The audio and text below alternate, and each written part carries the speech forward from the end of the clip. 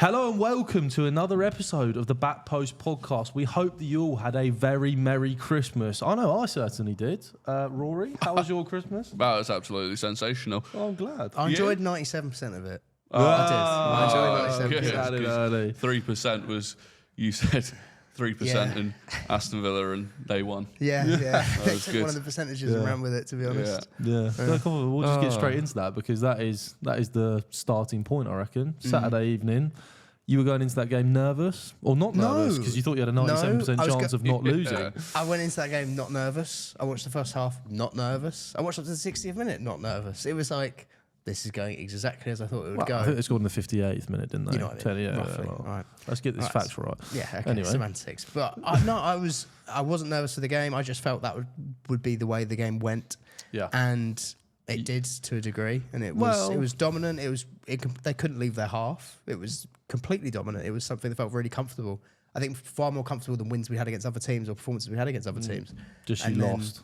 Yeah, and then the subs. No, the game completely flipped on its head. Like it was genuinely. I can't remember, especially a game we've been involved in. I'm sure there's been other games, but subs juxtaposing a game that drastically, like from a team not getting out of their half at all to suddenly being all in our half. I don't know what juxtaposing means, but like contrast, just contrast. Good word, but, Good word. Yeah, it was. I was lost for a second there. Sorry, it was just shocking, but it was the fact that like their subs had that impact, and our subs had the opposite impact as well, where we just got even worse, and it ended up with us losing a game. I did think. There's no way we're losing that game. And even watching it, I just thought there's no way we can lose this. No 60 way. minutes in, you're thinking, I'm a genius. Yeah. Turns out the genius was Unai Emery. And I think, I can't remember, one of the players after the game, maybe it was Ollie Watkins, spoke about exactly what the plan with the subs was in terms of the way that they had been trying to press you and failing to press you because it was leaving one centre-back spare every time. And they changed it. And I think what's maybe worrying from a Maresca perspective is those subs came on, instantly you could see the difference, and yet Maresca didn't really then find a way of fighting that back. Like, he couldn't then respond with his own subs, and so you ended up, for the final half an hour, I mean, they scored twice, could have been more. It was very much like a difference in managers was the difference in the game. Before we get back into it, we are trying to hit 10,000 subscribers before the start of 2026. We massively appreciate all the support. So if you could hit the subscribe button, we'd be very grateful. Yeah, I mean, that's been a bit of a constant theme as well under him, I have to admit, in terms of when he's looked to change something. Like when things are working, it's great. The second there's some adversity or the tide changes, like United away, where we get the early red card with Bob Sanchez, he starts chucking on everyone, taking off everyone, and it completely throws the game. When, you know, it was still there to be had even with bizarre, 10. And then the Atalanta game, he did very similar. Suddenly Gusto's in midfield and we chuck a game where we couldn't lose. We managed to lose it. Leeds was more of an over-rotation thing. But the lack of change against Arsenal is actually what meant we played well. He didn't change anything. That's what I can't understand with some of this. Don't get me wrong, something had to change because when Villa brought those subs on, the game flipped. But Enzo Fernandez looks tired, the midfield stretch. Stick Santos in midfield. Don't take Palmer and Pedro off. They're actually some of our better players. Certainly not for Delap and Gittins. It's not rocket science. Like these aren't. It's just honestly so uninspiring. All that evidence, and you still said 3%. That was what was crazy to me. Yeah, because I do think you didn't factor Unai into the equation. I just looked at it. I went, they're on a winning streak. This is just what we intend to do, and this was one of is an anomalous occasion. Well, that gimmick is going to have to be dropped now, unfortunately, because we're still going to carry on every week. But yeah, I thought it was worrying as well. Delap, Gittins, the lack of impact they had on the game.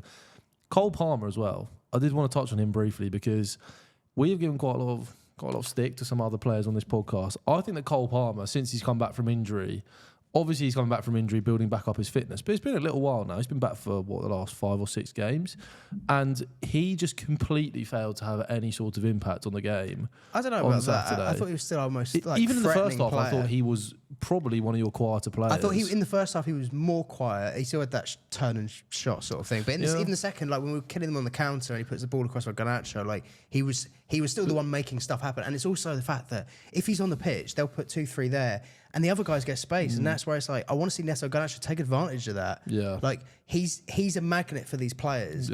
You need to make the most of it. I think that is given. Obviously, I'm saying that based off his high standards as well. Of course. We're used to him he doesn't. No, he doesn't look like 100% him. I mean, I think if you took 2025 as a whole and then took out the Club World Cup, which you should it did automatically happen, anyway. But if you just generally look at the Premier League 2025, he has struggled to impact games as much as he did previously. I don't think this season at all, because it's in like in the early doors. Well, he's not played much this season. He's not played much, but he's still on a few goals. Like he still has been impacting those games. But he was from where he was probably one of the most influential players in the league. He's certainly not at that standard, and I just think I would move him back to the right-hand side. And I know he wasn't there. Because I've seen a bit of this to do with like him being a 10, right? Yeah, but it doesn't but really like matter. when he was scoring 4 against Everton or Brighton or whatever, when Madueke was on the right, where do you think he was playing? But you had Madueke on the right, now you don't have him on the right. No, we have Neto there. Yeah, and Neto has, I think, started a little bit like Stephen Bunting, begin to believe his own hype. I do agree, and that's why I've been clamouring for Esteval to be the guy there, because Esteval and Palmer work in rotation. I think one of the problems for Palmer is he doesn't have enough players of a similar quality to him around him on the pitch to combine with, and he's getting quite isolated. I don't think it really matters whether he plays in the 10 or on the right. He still plays in the same areas. But I want it with Esteval because I've seen glimpses of when they rotate, but he just isn't doing that as a manager. Because if you play Enzo in the 10, then you don't have, when Palmer drifts out to the right, he's not got anyone to combine with there, which is why I hear your point. But I just think in terms of like where I thought, at least from watching, when I thought you were the most threatening was when Palmer had a lot of freedom on the right-hand side, would have someone constantly overlapping, giving him that ability to come onto his left. And I look at what you did in the summer, basically, and I'm like, okay, so you replaced, and I know you brought in Esteval. I think you could have had Esteval coming in with the limited minutes that he's played. You could have left Palmer as your right-sided player, even getting rid of Madueke, and brought in a better 10. I think you can replace what Palmer offers in the 10 far more easily than you can replace what he was offering on the right. Imagine you were brought in Cherky as an example, and you had Cherky in the 10, Palmer on the right, and overlapping. That would be naughty. It would. I just think that also would be neglecting Esteval. I do, because that is the vision. Esteval's a 10 and a right, and Palmer's a 10 and a right. So those guys are playing the depth together. of having an actual 10 and then 2 players that are a 10 and a right wing. Between the 3 of them, you've got that covered. Yeah. This idea that you can only have one player at that level in each position. No, I agree You need with that rotation. And clearly Esteval wasn't ready, at least this season, to play the level of minutes that you need. I think he is, though. That's one of the frustrations I have with Maresca, where it's just the players ahead of him aren't players that you could, like Cherky, for example, is a perfect example where you could play Palmer and Cherky, and then you could get away with not playing Esteval. You can't really get away with Esteval has still had some games where he's struggled and looked young and raw. But he will have that, and that's fine. But we're watching young and raw from players who are experienced. Like it doesn't really matter if Esteval looks like that, because he's going to be a better player than those boys. For sure. I agree. That's where my frustration is. I just think long term, if you could use both Palmer and Esteval rotating as 10s, right wingers with one other 10. Yeah, I'd even be using Buonanotte more than you are, to be honest, who I think actually looks. It's just another very average. Palmer misses Madueke and Sancho, because those two players, both players who would occupy similar spaces to him and be really good for combination play. Like Cole Palmer could just give the ball to them and they would he knows that he's getting it back. He knows he's going to have a good way to pass back in. Whereas when you've got Neto and Garnacho out wide, if he's going to drift into those spaces out wide and try and combine with them, so much more of a difficult job than those two players, I think. I actually think he probably misses a Jackson more than he misses those players, because he was still doing well with Sterling's and Mudrik's. I don't think that's too much the factor. The factor for me is the other guys have got to make the most of the space that he creates. Like Neto is a frustrating one. When Esteval came on, when he'd taken Palmer off, there's a run he makes where he's just through, and Neto decides to take another 2 touches and shoot from 30 yards. You're like, yeah, I saw that one. That's what I'm saying about Neto thinking he's the big dog because he scored a few goals. But I even think Palmer misses having Gusto constantly over. Don't get me wrong, Reece James is the far superior player, and you play Reece James over Gusto, but he does that one element of Gusto's game of hyper aggressive attacking, overlapping play. Yeah, I just feel like Palmer is a level above every single other attacking player that you've got when he's at his best, and I just don't think you're getting the most out of him. Whether that is, as a 10 with the right players around him or moving him back to the right, I don't know. That's for Maresca to figure out, not me, fortunately. Yeah. But I just look at it, I'm like, you need to be getting more out of him. You need him at his best for us to be doing far better. I do completely agree with that. I just think a lot of that comes down to it's like the other guys. It's I'm not ever really looking and sitting there going, Cucurella or Caicedo or Palmer or Reece James are the problems here. It's the other guys. Yeah. And you do have a big gap between your world-class players and your players who look what comes on. It is mad. Like, and that's the problem I think you've got with how you've built your squads, is that you've got all these young players who aren't, they're not ready, but they're not quite ready to be at that level yet. And so it leaves you in a position where you're subbing off Pedro for Delap, and you're subbing off you can't grow them all at once. Garnacho for Gittins. Like, it's just like for like, and it's not really going to add much or do anything for you. And I think you've got, if you had even a couple more players who are of a similar level, I know it's very difficult to find players who are of a similar, but even to like a Cucurella, who's one of the best in their position in the Premier League, can come in and do a job. He's not going to play every single week, but like if you had another midfielder at that level, because Santos is like, he's good, but he's not. I'd like to see him get more minutes, because he's another one that I don't think Maresca's got the best. Again, this would fall on Maresca, where I'm like, you're not really using him. You'll stick Gusto in midfield instead, and we know that doesn't work. Which is really weird, anyway. But yeah, it's the thing that's more frustrating for me is like when you say like for like, Garnacho is comfortably better than Gittins. Yeah. And Garnacho is not amazing. He's just all right.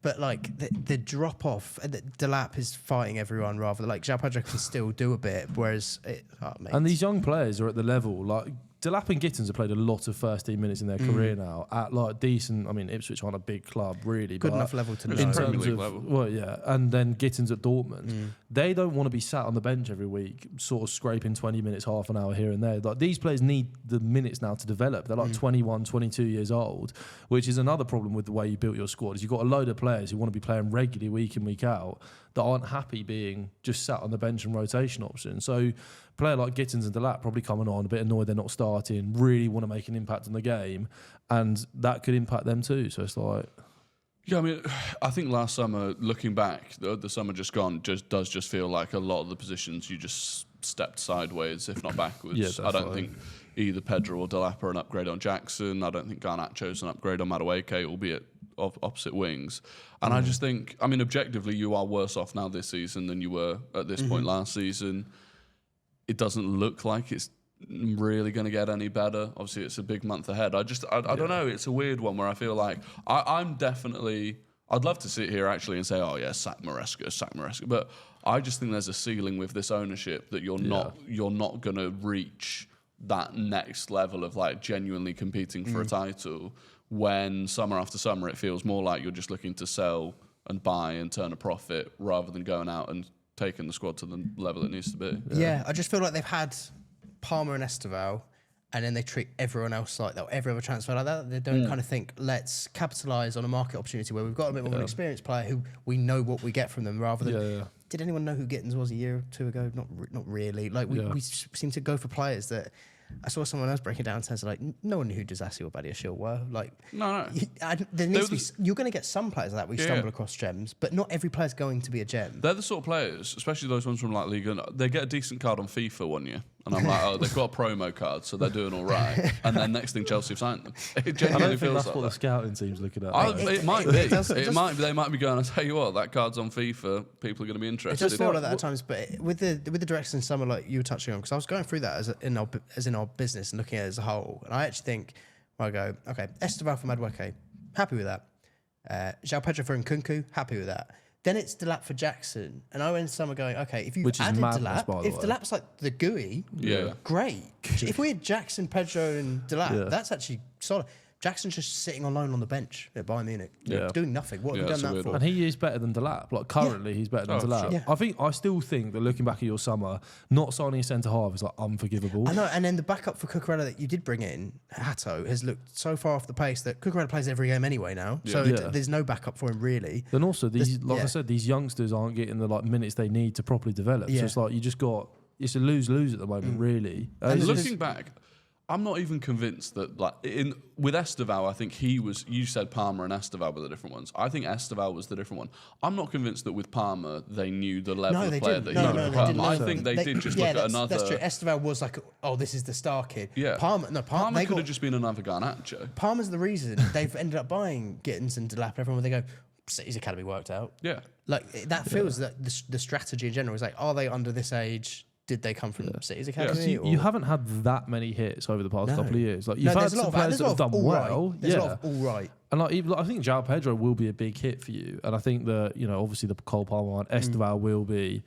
Outside of that, there's been like good squad players like Gusto, I think it's decent. like Santos has been all right this year. You got a load of just more like meh. Cole Walls and Reece Jameses who were already there. Yeah. Cucurella was Bowley's summer, where we actually spent big and went, right, get some experience in. And also, even him, he started really badly for the first year or so. And it's obviously he's a good player and you've got to give him credit for that. But it does feel like you are just. And Casemiro was young, but they went big. It's like Gittins is a player that you spent 55 million on him because he scored. He had a purple patch last season. If you actually look at his stats in the Bundesliga last year, he didn't score for like the last 20 games. From January onwards, he became a bench player at Dortmund. Yeah, and their fans were getting really annoyed at him. And it feels like you just almost decided last season after he went on that run where he scored a couple in the Champions League and like 10 in a row in the Bundesliga. You're like, right, we're signing him. Yeah. 55 million. Like spending 55 million on him, I don't think any other Prem club would have done that. No, I agree. And it's like, and just to circle back to what Rory was saying as well as what you were saying in terms of like there's a cap on all this. What we're pointing out here in terms of all that business, it has to change if you want to elevate. It has to change. Like that, something has to change with that. Well, from a fan's perspective. But there's a world where the ownership are happy going, right, we'll get. No, I think so. We'll get I top four agree. every year. I agree. We'll turn a profit on young players. Yeah. We'll just keep the cycle going. We'll get 40 million back for Gittins. The ones that fail, we'll still get some money for. And as much as that's scary, by the way. No, it's really scary. And as much as like. Especially what we've had before that. It's like, this isn't how it works, guys. It's the polar opposite. It's complete polar opposite. But, because that's the thing, it's like you've spent almost 2 billion or whatever on young players. I think most fans could have picked a bunch of young players with £2 billion and got closer to the title in general. Yeah, genuinely. Like, you might not have picked Palmer, but you would have picked some really top players anyway. But you'd have won the league if you had £2 billion. I think so. Imagine the players that you could pick with for that. Yeah, I'll back Tobes to do that. But I was going to say, with those directors, I don't think they are changing strategy at all. And they don't like that. As much as I have problems with how he's managed this season, I think he's been subpar for what I think he can be. And he's shown games and promise Maresca he has. And he's earned some of that trust. Yeah. They don't like now that he's speaking out and he feels that trust, I think, a bit more with the fans. And he feels a bit more like, guys, I'm trying. Well, I'm bringing on these players. He spoke out in the summer and that almost felt like it went away really quickly. He had that one presser where he went, I want a centre-back. I need a centre-back. Yeah. And that all seemed to go quiet very quickly again. And obviously, all of a sudden, you're hearing rumours about young Brazilian midfielders for Chelsea again, not top centre-halves. I mean, if you'd thrown £40 million at Mark Gahey this summer, gone, right, we've got to spend money on him, a year left on his contract, Liverpool are faffing with him, used to play for us, project we've got going, England teammates. If you'd have thrown money at Gahey and Palace had accepted it, I don't see a reason why he'd have turned you down, unless he had his absolute heart set on Liverpool. But I don't. He wouldn't have done. Exactly. He'd have gone to Chelsea. But even if he had, in theory, look at Hincapie, for example. If we'd sat and go, right, Cole's out for the whole year. Yeah. Exactly. You could, there were opportunities there to still do something. And the amount of the amount of very good centre halves that would have, like, if you'd rivaled PSG for Zabarnyi at Bournemouth, like, I'm not saying that you wouldn't. I do think it's a bit of an overspend. What's so bizarre with all this is you're actually just triggering memory in me. They were in for Huijsen. Yeah. Why were you in for Huijsen if you don't think you need a centre back? Yeah. That's what's so confusing with some of this. Because he's 21. Because he's young. Yeah, because he's young. They go, oh, we'd have had it. Not the 24-year-old Zabarnyi. I know, but Zabarnyi's like 23. I don't know how Zabarnyi is. It's like they don't go. They kind of break down their business. That Huijsen one is case in point in the fact that we didn't go for a centre back after that, right? It's like we don't actually need a centre back. We need a kid. Yeah. Yeah. Yeah, it's mad. It's mad what you did in the summer, and I think I just become so numb to Chelsea's transfer ongoing. So I don't even pay attention to it. I'm like, they've signed another player, whatever. Well, but then like the Semenyo link over Christmas. I saw it and I went, he's old. Yeah, it's just like you want to be involved. It's just like, we're going to get involved for like 2 hours. Just so our name was there. We'll Google his age and then we go, nah. Yeah, we tried. Yeah, literally, it feels like someone has gone, oh my God, guys, everyone wants Semenyo. Let's get him for him. And then someone's gone, hold on a sec, lads. 2 hours later, gone, he's 25. 25, get over the hill. You know he's expecting the wages of a senior player. Yeah. It's not going to happen. Yeah, we can't give him 80 grand a week, lads. I don't know. I don't think, for me, I just think you're not going to find a manager that is going to be a big enough yes man for the ownership that is also going to be good enough to win. Well, that was what's frustrating. That game at the weekend is a bad point for Maresca where you go, would Unai Emery do better with a Chelsea squad? Like an Unai Emery? Yeah. Yes. But he wouldn't take the Chelsea job. No, I know he wouldn't take the Chelsea job, but I'm saying in theory, right, Unai Emery, with this Chelsea squad, do you think he'd be doing better than Maresca? Yeah. You'd probably say yes. Yeah. And I know for a fact when Roman was here, Unai Emery was below the bracket Daddy of the manager Roman. we would go for. Yeah. Like Unai Emery was like, yeah, it's a Europa guy. Yeah. Like that's not something we would have But that's looked because at. Roman was building squads to win and wanted a manager that would take that squad to win. Whereas Even your you're current calling him ownership Roman now. We're all on first name basis. Well, with We these are. days. He's our best I'm not friend gonna- of the pod. Well, it's called Mr. Abramovich. Abramovich. He owes this country bloody money. I think though that you're also approaching a dangerous point where next summer, don't finish in the Champions League spots. those Cole boys, Palmer, the good players will look to go. Yeah, agreed. everybody's going to be after a Palmer or a Caicedo. Or I don't think Reece James will ever leave because he's like a Chelsea boy. I feel sorry for him that he won't be going And the injuries anywhere will ever. hold a team back from paying the money that you would want to sell him. Yeah. So it's like, but Cole Palmer's spoken a lot about his love for Man United. Obviously, was at City. If a lucky United or a City came United, sniffing no. again. But if United finish in Champions League spots, which is not out of the realms of possibilities this season, and they go, we're going to pay you 120 million quid for Cole Palmer, this is a dream world and probably won't happen. Not a dream world, but it's not a reality really. But I think over the next couple of years, you are in danger of that. You're in danger of a Real Losing Madrid them, slapping some money Real on the Madrid table. or whatever. Yeah, I do agree with that. Like you have to win to keep these players. What happened to Arsenal in the early 2010s with like the Cesc and Nasris? That's what happened with those guys. Because it reaches a point Because they're with good, players. they're top players, Like and with they're Spurs tired of as being well. surrounded by inferior We players. obviously have financial ties at that point but as well. But yeah, no, you're right. I mean, this is You know what what I I'm used to. I'm used to Yeah, Modric, yeah. Bale, Berbatov, all of these players that Yeah. I love growing up. You get a good couple of years out of them. They boost their profile. Yeah. You don't push on as a club. You are all of a sudden. you're firmly in a Champions League race now. You're what level on points with United? And what? 10 You points will, off you Villa? will, 10 you off will, Villa. you will 10 get off Villa. Champions League. Yeah, But I'm still. we're I'm still- 5 points behind No, you. I know. I'm still which confident. is mental. I'm still confident we get that, but it is a case of you have to get that. Yeah, It's yeah. compulsory that we get Oh, that. if you don't get Champions Like, League this year, if they're living in this bad. land of, I mean, don't get me wrong, they have these boys on 7 or 8 year deals, so Yeah. they're thinking they're like, well, you're not going to go anywhere anyway. Yeah. But they will kick up a fuss if they are not playing in the Champions Also- League regularly. Like getting back into it last year was a key, and that's the point to build. Yeah. So to not build on it is mental. But I do worry that he might be gone in the next month, just with the fixture list, with the speaking out. I can just sense these directors love to pat themselves on the back when things are going well, and they go hiding when it's not. And I could just see. We've got City away, Fulham away, Palace away, Champions League and Napoli away. We've got some tricky. If we don't navigate that well, It gives me Levy wouldn't surprise vibes. me. Your ownership really gives me Levy vibes in terms of super like successful in terms of the business off the pitch. You're always talking about the off the pitch stuff. The but they haven't stadium even with got a shirt Spurs. sponsor. It's been 3 years. Yeah, I don't that's think true. they're that. They're just like I don't No, even but like know with, what with they the way are. they're running the squads and like selling players for profit and moving them yeah. on. Look at the net worth guys. We're not actually spend that much money. Yeah. But the thing with Levy was he was the same. He was a coward. He would sack a manager as soon as the fan base turned on him. As soon as the Levy out chant started going, the manager was the one that under fire. You'd hear all these reports coming out in the media. I don't know who they were driven by. You'd imagine it was probably somebody like a Daniel Levy. And like the success off the pitch was the more talked about thing than the success on the pitch at the club, and it always felt like that at Spurs with Levy. So I feel like you're kind of heading in that direction. Well, like your fans all summer, I don't blame them for it necessarily, but your fans do sit there all summer with their spreadsheets out, telling people about the net worth and telling people to look at how much you've sold players for and all that. That feels quite Spurs. Look how much money the I stadium's just want bringing good in. players at the club. I don't care what you pay. I don't and care obviously what you're you different. You're sold. not like that, but.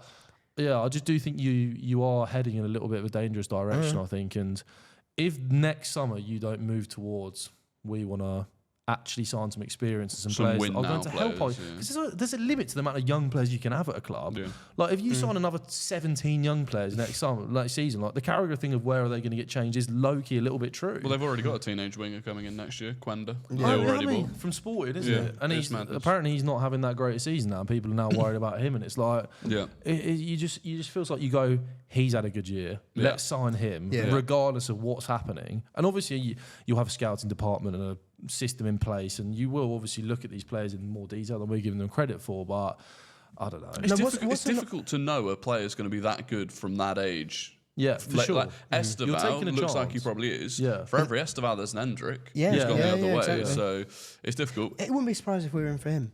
What, Endrick? Yeah, do you know what I mean? You could see that Leon. as being Delap didn't work out. We'll go. Maybe we'll test. He's gone to Leon though, isn't he? I know he's on loan, but as in like it wouldn't surprise me if in the summer they went, Delap hasn't quite worked out. Maybe we'll or two Brazilians, marketing point of view.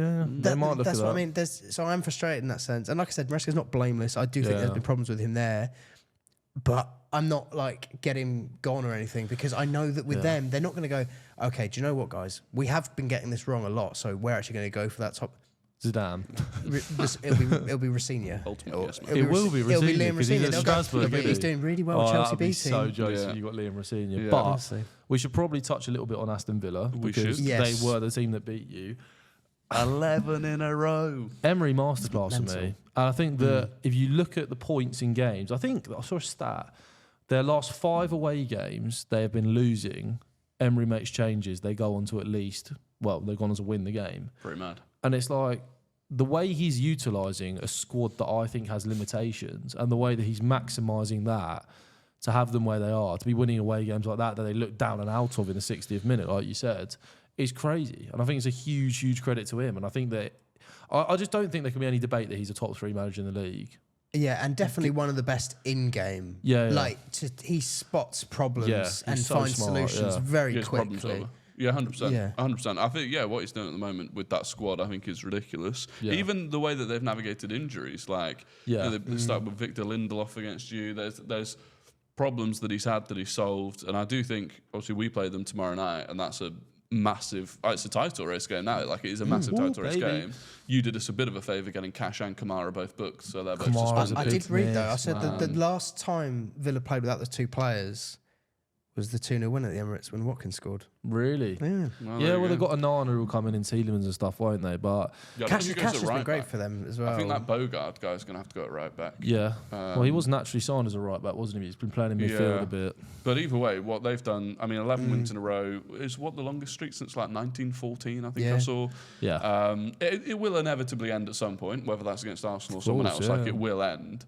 And I think then the test will be how do you bounce back from that, because it does. You almost have that extra incentive every game of this is the insane run that But we're on. if there's anything this team can do quite clearly, it is bounce back. Because sure. it's not like, do you know when City would go on those crazy runs? Yeah. But you watch every City game, you go, it's the same game.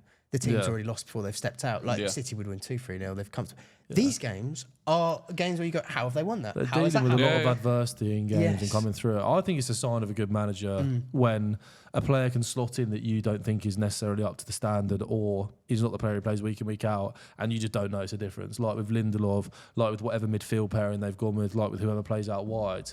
It's just a sign of a great team and a great manager. And Ollie Watkins off the bench, I felt like he needed that moment, like in a big game this season. Scored the 2 goals. The first one was insanely lucky, like the way it's rebounded back off his shin. Like it's a very lucky finish. Bob played well again. I was like, Bob had a good. But again, it was poor from Chelsea in terms of the build-up. Oh no, the bad shield ball out pass, from the back. awful. Another one of the subs that had come on, Onana makes that block. Yeah. But it was far too easy. The way they even then played through into Ollie Watkins. And the corner. And the what corner. is Gusto doing? Yeah, sloppy. I But didn't notice it was individually, but Did you just see to Ollie give Watkins him. after the game? He said, I couldn't believe how much space I had. And I'm Well, like, yeah, neither could I. It was 6 Neither yards could I. out. yeah, It's but mad. They more than deserve that in the last 30 minutes. They were just peppering us. Yeah, I think for their fans as well, like I think a lot of people naturally, I think it'd be unfair not to put them in the title race, but then there are also Villa fans going, look, fair enough if you want to put us in the title race, but then don't tell us that we've kind of fallen apart if we end up not in the title race, because that was never the ambition. I still think the biggest thing for them is Champions League football. And it's what, 100%. 10 They're building points a good to you and lead. United. Yeah, exactly. 10 points is a huge gap. They are objectively to have in the built. title race, but I don't view them as an Arsenal or a City in the title race. I view them as. I think we said in the last We said pod, Chelsea, Arsenal. if they were to won. win both those games, I'd be like, I even think if they draw against us at the Emirates, I think that's. Yeah, I then couldn't you're rule them like, out of You've it. played Arsenal twice now. Have they played you twice or once? Once. But you've played Arsenal twice. You're 3 points behind Arsenal. Possibly at that point you'd be 4 points behind City. But I just think keep riding it for the fans as well. Just keep riding the wave. We've done big bits on Villa, and I think the same thing rings true. There was no real difference in their performance. Yep. I think same resilience, same just like popping up with moments and taking your chances. And I'd love to see if they do something in January. Oh, because they didn't spend in summer, did they? No, it wouldn't surprise me. No, it does feel like the sort of season where you go, you could. Well, Elliot's going back, isn't he? So there's an opportunity for maybe an attacking player. Because last January they were busy. I mean, I know Rashford and Disassi. Oh God! But it was Asensio and Rashford was big wages to attack the Champions League. I think they'll be looking at loans again, probably the loan market, because I just do think they're still struggling financially. Or not struggling financially, but they've obviously got those restraints on them.